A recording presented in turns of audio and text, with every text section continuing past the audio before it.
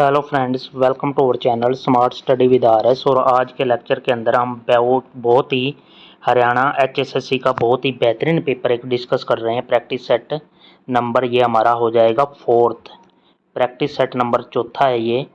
और fourth practice set के अंदर हम डिस्कस करेंगे इसमें Hindi, English plus Haryana GK और इसके साथ ही इंडिया लेवल की जीके भी डिस्कस करेंगे, क्योंकि जीके का और पोर्शन आपको पता ही है हरियाणा के अंदर वेटेज काफ़ी रहती है, तो इस वजह से जीके का पोर्शन भी हम ले रहे हैं। तो बिना किसी देरी के जल्दी से स्टार्ट करते हैं पहले क्वेश्चन से।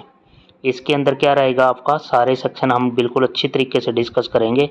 तो स्टार्ट करते हैं पहले क्वेश्चन से। 31 नंबर क्वेश्चन है जो, क्योंकि मैथ और रीजनिंग जो है वो मैंने क्वेश्चन छोड़ दिए हैं इस पेपर के, क्योंकि वो हम अलग सेक्शन में के अंदर डिस्कस करते हैं।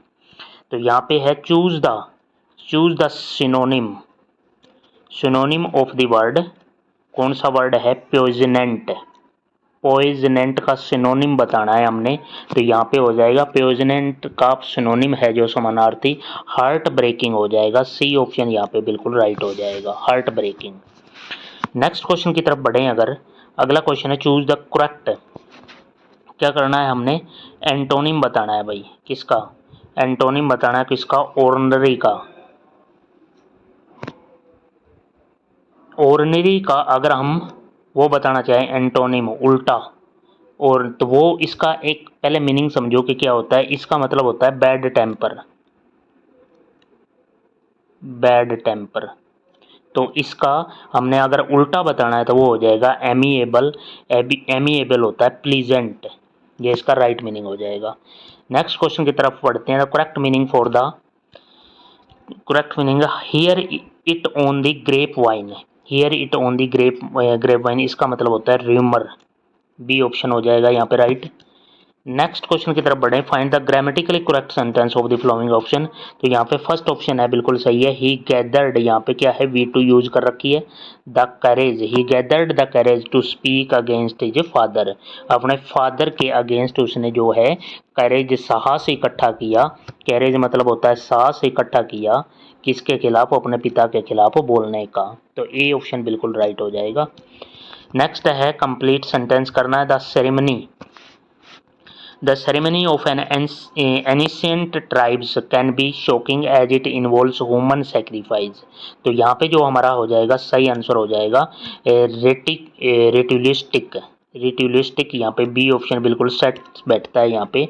The ritualistic ceremony of an ancient tribe can be shocking as it involves human sacrifice.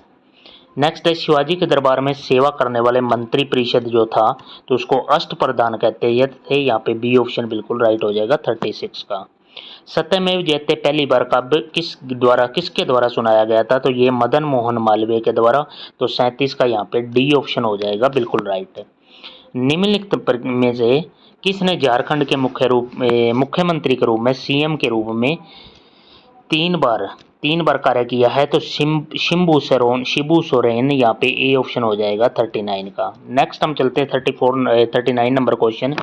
किस द्वीप पर एक सक्रिय ज्वालामुखी है? तो अंडमान निकोबार द्वीप समूह है जो हमारा बंगाल की खाड़ी के अंदर।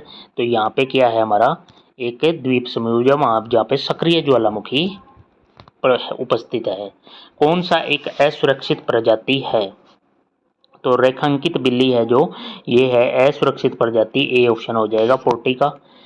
खाद्यान्न की खरीद और भंडारता के लिए कौन सा संस्थान जिम्मेवार है? तो खाद्यान्न की खरीद और भंडारण के लिए एफसीआई के गोदाम भी होते हैं, फूड कॉरपोरेशन ऑफ इंडिया। यहाँ पे डी ऑप्शन हो जाएगा राइट। नेक्स्ट चलते हैं 42 नंबर क्वेश्चन पे। 42 नंबर क्वेश्चन क्या है, और आपने इसे ऐसे ही पेपर के लिए आपको चैनल को सब्सक्राइब कर लेना, और बहुत ही बेहतरीन क्वेश्चनों के साथ हम डेली डिस्कस करेंगे ऐसे ही क्वेश्चन सीईटी 2025 तक। हमारे राष्ट्रीय ध्वज सबसे पहले विदेशों में कहाँ फहराया गया? तो ये स्टुटगार्ट जर्मनी के अंदर फैलाया गया। और कब? 22 अगस्त 1907। 22 अगस्त 1907 डेट भी याद रखनी भाई, इंपॉर्टेंट क्वेश्चन है, यहाँ से क्वेश्चन आ सकता है भाई। Stuttgart Germany. निम्नलिखित में कौन से बैंक का लोगो त्रिवेणी संगम का प्रतिनिधित्व करता है? तो इलाहाबाद बैंक, बी ऑप्शन हो जाएगा। नेक्स्ट, दिल्ली सल्तनत का अंतिम राजवंश था जिसकी स्थापना बहलौल खान लोधी या बहलोल लोधी ने की थी। तो लोधी वंश की स्थापना हुई थी। लोधी वंश का शासनकाल की याद रखना, 1451 से लेके 1526 तक इन्होंने शासनकाल किया था। और लोधी वंश का संस्थापक बहलोल लोधी। सी ऑप्शन हो जाएगा यहाँ 44 का। एक चालक में उत्पन्न ऊष्मा इसके डैश के समानुपाती होता है। ऊष्मा से क्वेश्चन आ गया तो heat directly proportion to I square R T के बराबर होता है। तो यहाँ से किसके प्रतिरोध, ये जो आर दे रखा है, ये जो आर दे रखा है ये प्रतिरोध होता है, इसके डायरेक्टली प्रोपोर्शन है यहाँ पे। तो सी ऑप्शन हो जाएगा। नेक्स्ट क्वेश्चन की तरफ है, प्रकाश की अनुप्रस्थ प्रकृति को डैश के द्वारा सर्वोत्तम रूप से समझाया जा सकता है। तो प्रकाश की जो अनुप्रस्थ प्रकृति है ध्रुवीकरण से समझा सकते हैं। बी ऑप्शन हो जाएगा। अगला है, निम्नलिखित में कौन सा सिद्धांत परमाणुओं के आणविक कक्षा में इलेक्ट्रॉनों के बढ़ने की व्याख्या नहीं करता। तो कौन सा इसमें सिद्धांत है? तो डी ब्रोगली जो सिद्धांत है वो इस चीज की व्याख्या नहीं करता कि आणविक कक्षा में इलेक्ट्रॉन कैसे भरे जाएंगे। नेक्स्ट है, कौन सी जोड़ी गलत है इसमें? तो तांबा एक गलाने की प्रक्रिया है लीड फ्रोस्ट फ्लोटन प्रक्रिया द्वारा। जस्ता जो है मैकआर्थर फ्रोस्ट की साइनेड प्रक्रिया, ये सी ऑप्शन ये है जो गलत है। और क्रोमियम एल्यूमिनोथर्मिक प्रक्रिया ये सही है। सी ऑप्शन यहाँ पे गलत हो जाएगा, सी हो जाएगा राइट। गुणसूत्र संख्या में भिन्नता है जो गुणसूत्र के सेट के दोहराव के कारण होती है। तो इनमें क्या है, यूपिलॉइड होती है जो यूपिलॉइडी गुणसूत्र संख्या में भिन्नता होती है, ये गुणसूत्रों के सेट के दोहराव का कारण बनती है। एक होता है पॉलीयूरिया, एक होता है पॉलीडिप्सिया और एक है पॉलीफेगिया। निम्नलिखित में से किस बीमारी के, ये तीनों की अलग अलग कैटेगरी होती है और तीनों ही मधुमेह डायबिटीज का, ये डायबिटीज के अंदर ये तीनों ही चीज होती हैं। पॉलीयूरिया है, यहाँ पे क्या आ जाएगा आपका पेशाब ज़्यादा आएगा। पॉलीडिप्सिया पॉलीफेगिया भी इसी से रिलेटेड है। ब्लड कैंसर को डैश भी कहा जाता है, ब्लड कैंसर को कहते हैं ल्यूकेमिया भी कहा जाता है, इसका दूसरा नाम है भाई। निम्नलिखित में कौन सा रोग एडिस एजिप्टी द्वारा संचारित नहीं होता है? एडिस एजिप्टी द्वारा कौन सा रोग से चिकनगुनिया से संचारित नहीं होता? ये ऑप्शन हो जाएगा। मानव शरीर का निम्न में से कौन सा भाग प्रचलित तौर पर आदम का सेब या एडम्स एप्पल कहलाता है? तो थायराइड ग्रंथि के अंदर होता है हमारा, ये गले के नीचे एडम्स एप्पल निकला हुआ होता है। डी बी ऑप्शन हो जाएगा यहाँ पे राइट है। 53 के बाद चलते हैं हम नेक्स्ट स्लाइड पर। नेक्स्ट स्लाइड के अंदर क्या है क्वेश्चन है वो देखते हैं। तो आपने क्या करना है, चैनल को सब्सक्राइब कर लें और बेल आइकन दबा लें ताकि वीडियो का नोटिफिकेशन आपको तुरंत मिलता रहे। 54 नंबर क्वेश्चन क्या है कि एक डीएनए के, ये लग गया भाई क्वेश्चन, एक डीएनए अणु में न्यूक्लियोइड्स में होते हैं। डीएनए अणु के अंदर क्या क्या होता है? नाइट्रोजन अक्षार होते हैं, पेंटोज शर्करा होती है और फॉस्फोरिक अम्ल होते हैं। ए ऑप्शन बिल्कुल राइट हो जाएगा यहाँ पे 54 का। नेक्स्ट को सुमेलित कीजिए। टाइफाइड है तो टाइफाइड का जीवाणु के साथ होता है, टाइफाइड जीवाणु से फैलता है। मलेरिया है प्रोटोजोआ से फैलता है, बिल्कुल सही बात है। उसके बाद एड्स है जो विषाणु से होती है, एक्वायर्ड एमिनो डेफिशिएंसी सिंड्रोम। और दाद जो होता है वो कवक से होता है भाई, ये ऐसे मिलान हो जाएगा। बहुत ही इंपॉर्टेंट क्वेश्चन, हर बार यहाँ से क्वेश्चन आता है। टाइफाइड मलेरिया का भी पूछा जाता है, प्रोटोजोआ। नेक्स्ट क्वेश्चन है, भ्रूण का विकल्पी अंग कौन सा होता है? भ्रूण का अगर विकल्पी अंग की बात करें तो ये हो जाएगा गर्भाशय, इसका सही आंसर हो जाएगा डी ऑप्शन। नेक्स्ट क्वेश्चन है, निम्नलिखित है तीन किसी रूप से समान और एक समूह में नहीं आता, इनमें से कौन सा अलग है? तो यहाँ हीमोफीलिया है जो सी ऑप्शन वो अलग हो जाएगा, बाकी सेम है। फनी बोन क्या है? एक तंत्रिका होती है, यहाँ पे बी ऑप्शन राइट हो जाएगा। नेक्स्ट क्वेश्चन है, रक्त तथा मूत्र में, अगर रक्त और मूत्र में शर्करा की बात करें तो कौन से उससे परीक्षण करते हैं? बेंडेक्ट विलन का एक परीक्षण होता है जिसमें पता चलता है शर्करा की मात्रा का। इनमें से कौन सी हड्डी अचल है? अचल है मतलब फिक्स है, तो खोपड़ी की हड्डी है जो बी ऑप्शन हो जाएगा। नेक्स्ट क्वेश्चन की तरफ बढ़े। भारत का राष्ट्रीय वृक्ष पूछा गया है तो बरगद हो जाएगा, यहाँ पे सी ऑप्शन हो जाएगा। और कथकली नृत्य कहाँ का है? कथकली केरल का हो जाएगा। और किसे भारत रत्न मिला? तो मोरारजी देसाई, राजीव गांधी, गुलजारीलाल नंदा, चारों को मिला हुआ है, तो डी ऑप्शन यहाँ पे राइट। श्रीनगर किस नदी के किनारे बसा हुआ है? श्रीनगर है झेलम नदी के किनारे, बी ऑप्शन हो जाएगा। नेक्स्ट क्वेश्चन की तरफ अगर हम बढ़ें, अगला क्वेश्चन हमारा आ जाता है, सौर प्रणाली का आविष्कार किसने किया था? कोपरनिकस ने किया था, बहुत ही इंपॉर्टेंट क्वेश्चन, सी ऑप्शन हो जाएगा। और भारतीय नौसेना के अध्यक्ष को कहते हैं नौसेना प्रमुख, यहाँ पे हो जाएगा सी ऑप्शन। उसके बाद नेक्स्ट क्वेश्चन की तरफ चलते हैं। अगला क्वेश्चन आ जाता है हमारा 67 नंबर क्वेश्चन। 67 नंबर क्वेश्चन में क्या है ये आ गया भाई 67 नंबर क्वेश्चन। सौर सेल को बनाने के लिए किस तत्व का प्रयोग होता है? सौर सेल में किस तत्व का प्रयोग होता है? तो सौर सेल में हम यूज करते हैं सिलिकॉन का और इसका सिंबल होता है SI।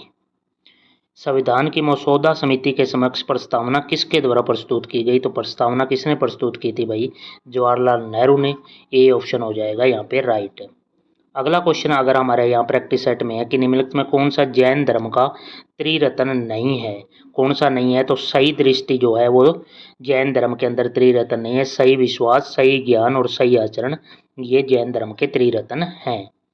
जब हम भूमध्य रेखा से उत्तर ध्रुव की ओर चलते हैं और हमारा जो ग्रेविटी जी की वैल्यू है, अगर उत्तर ध्रुव की ओर चलते हैं तो जी का मान बढ़ता है। तो यहाँ पे सी ऑप्शन हो जाएगा राइट। अगला क्वेश्चन की तरफ बढ़ें तो दूसरी पीढ़ी के कंप्यूटर थे जो किस पर आधारित थे? तो वहाँ ट्रांजिस्टर यूज करते थे। डी ऑप्शन हो जाएगा यहाँ पे राइट। अगला क्वेश्चन है कंप्यूटर कीबोर्ड डैश प्रकार का नहीं हो सकता, तो वन पिन डिन ये नहीं हो सकता। डी ऑप्शन जो है एक कंप्यूटर कीबोर्ड नहीं हो सकता। जब जीमेल मेल को डैश श्रेणियों से संबंधित रखता है, जो जीमेल है वो 5 श्रेणियों के अंदर में प्रबंधित करता है मेल को। तो यहाँ पे ए ऑप्शन हो जाएगा राइट। अगला क्वेश्चन है शॉर्टकट डैश वर्तमान कार्यक्रम में फाइल मेनू विकल्पों तक पहुंचने में मदद करता है। तो ऑल्ट सेफ हो जाएगा यहाँ पे डी ऑप्शन राइट हो जाएगा। अगला है कि ऐसे निर्देश संग्रहित करता है जो कंप्यूटर शुरू करने के लिए आवश्यक है। तो रोम, यहाँ पे रोम हो जाएगा रीड ओनली मेमोरी, और रैम की फुल फॉर्म होती है रैंडम एक्सेस मेमोरी। तो यहाँ पे रोम आंसर हो जाएगा ए ऑप्शन। अगला है जज्जर के नवाब ने डैश के रूप में किसे जाना जाता है? तो जज्जर के नवाब के रूप में जाना जाता है अब्दुल रहमान खान को, और इनको फांसी दी गई थी 23 जनवरी 1858 को इनको फांसी दे दी गई थी।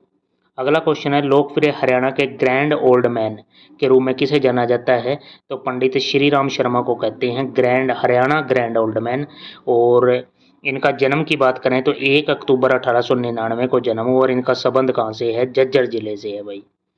नेक्स्ट क्वेश्चन है योजना राज्य में 1 लाख सौर प्रकाश की उपकरण स्थापन करने के लिए 27 अक्टूबर 2018 को योजना शुरू हुई थी। तो मनोहर ज्योति योजना डी ऑप्शन हो जाएगा। और केंद्रीय मंत्रिमंडल ने 1299 करोड़ रुपए की लागत से हरियाणा के अंदर एम्स स्थापित होगा। वो कहाँ पे होगा भाई? तो वो रेवाड़ी के अंदर होगा। रेवाड़ी के भी कौन से? मनेठी नामक स्थान पे। और यहाँ पे क्या है, ये 22वीं शाखा होगी भाई एम्स की, जो कि रेवाड़ी मनेठी के अंदर बनेगी। ए ऑप्शन हो जाएगा राइट।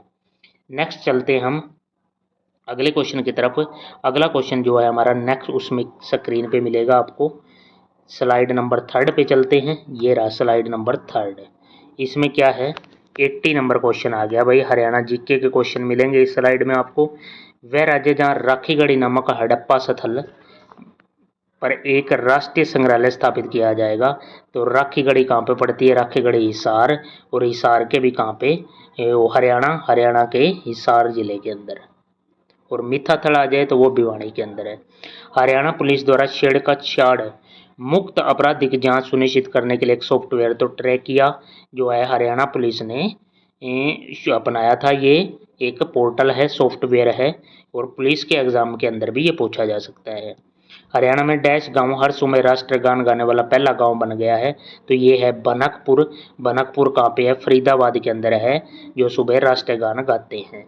संत गरीबदास हरियाणा के किस जिले से? तो जज्जर आंसर हो जाएगा जज्जर। उसके बाद नेक्स्ट क्वेश्चन उर्दू साहित्य है जो दस्ताना मजदूर किसने लिखी? तो भागीरथ लाल जख्मी ने लिखी। ए ऑप्शन हो जाएगा। अगले क्वेश्चन की तरफ बढ़े। बिजनौरी डैश भाषा का सबसे शुद्ध रूप है? तो कोरवी भाषा का है। कोरवी भाषा को और क्या कहते हैं? कोरवी खड़ी बोली का ही रूप है बिजनौरी, जो है कोरवी भाषा का शुद्ध रूप। डी ऑप्शन हो जाएगा। कुरुक्षेत्र विश्वविद्यालय की पांडुलिपि संग्रहालय में नाथ संप्रदाय के कितने ग्रंथ मिले हैं? तो 5 हो जाएगा। यहाँ पे 5 हमारे को संग्रहालय के अंदर पांडुलिपियां मिली है, 5 ग्रंथ मिले हैं। भारत सरकार द्वारा 3 जून 2009 को पक्षी अभयारण्य घोषित किया था। तो वो बिंडावास किया था 3 जून और 2009 को। बिंडावास कहाँ पे है? बिंडावास जज्जर जिले के अंदर है भाई। नेक्स्ट क्वेश्चन अम्बाड़ा और कैथल जिले की मिट्टी का रंग कैसा है? पीला धूसर हो जाएगा। इसको जलोढ़ मिट्टी भी कहते हैं भाई। अगले क्वेश्चन की तरफ हम बढ़े तो पिपली मिनी चिड़ियाघर हरियाणा में किस जिले में है? तो पिपली जो है कुरुक्षेत्र के अंदर है, और पिपली मिनी चिड़ियाघर 1982 के अंदर बना था भाई, 1982 के अंदर। ठीक है भाई। नेक्स्ट चलते हैं हम कौन से 90 नंबर क्वेश्चन पे। हमारे 10 क्वेश्चन और रह गए हैं भाई, और आपने चैनल को सब्सक्राइब करना है और बेल आइकन दबा लें ताकि वीडियो का नोटिफिकेशन आपको तुरंत मिल जाए। 90 नंबर क्वेश्चन नंबर क्या है? हरियाणा में बागवानी से रिलेटेड है। वर्ष 2016 में एक बागवानी की खेती के क्षेत्र को 7 से प्रतिशत बढ़ाकर कितना कर दिया? 7 से 25% तक बढ़ा दिया है। बागवानी के लिए हेल्प कौन कर रहा है? हमने नीदरलैंड से समझौता किया है, नीदरलैंड से बागवानी के लिए। नेक्स्ट क्वेश्चन है, गुरुग्राम को डैश जोड़ने वाला रेल मार्ग हरियाणा में क्या है? सबसे पुराना और सबसे बड़ा रेलवे जंक्शन तो रेवाड़ी आंसर हो जाएगा, बी ऑप्शन यहाँ पे बिल्कुल राइट है। नेक्स्ट क्वेश्चन है, सच्चर फॉर्मूला के अनुसार हरियाणा को कितने भागों में विभाजित किया गया? हरियाणा को 2 भागों में विभाजित किया गया। 1 अक्टूबर 1949 को सच्चर फॉर्मूला लागू किया गया था। डैश ने हरियाणा के क्षेत्र को हरिधान्य कहा था, तो राहुल सांकृत्यान ने हरियाणा के क्षेत्र को हरिधान्य कहा था। उसके बाद हरियाणा के क्षेत्र को हरियल किसने कहा था? तो यदुनाथ सरकार ने कहा था, यहाँ पे बी ऑप्शन हो जाएगा। और अगले क्वेश्चन की तरफ बढ़े हमारा 95, हरियाणा की महिलाएं कंगन किस अंग में पहनती हैं? तो कलाई हो जाएगा, यहाँ पे ए ऑप्शन। हरियाणा के लोगों द्वारा एक बुरा शगुन माना जाता है, तो वो आंख फड़कना हो जाएगा, यहाँ पे बी ऑप्शन। और फूल हरियाणा का एक पारंपरिक आभूषण है जो महिलाओं द्वारा उनके सिर पर पहना जाता है, यहाँ पे बी ऑप्शन हो जाएगा राइट। और अगला क्वेश्चन है, करनाल का युद्ध कौन सी ईस्वी में हुआ है? तो करनाल का 1739 में, डी ऑप्शन हो जाएगा यहाँ पे राइट। और पानीपत की तीसरी लड़ाई जो हुई थी अहमद शाह अब्दाली और मराठों शासकों के बीच हुई थी, और पानीपत का तीसरा युद्ध 1761 के अंदर। पहला 1526, दूसरा 1556 और तीसरा 1761। ये 3 युद्ध हुए हैं पानीपत के। तीसरी लड़ाई किस वर्ष हुई? तो 1761। यहाँ पे क्या है? सी ऑप्शन हो जाएगा यहाँ पे राइट। पानीपत की तीसरी लड़ाई 1761 के अंदर। तो ये हमारे 100 क्वेश्चन कंप्लीट हो गए हैं, और आपने क्या करना है, चाहे इस वीडियो को ध्यान से देखना है और चैनल को सब्सक्राइब कर लें और बेल आइकन दबा लें ताकि वीडियो का नोटिफिकेशन आपको तुरंत मिल जाए। Thank you for watching, have a nice day.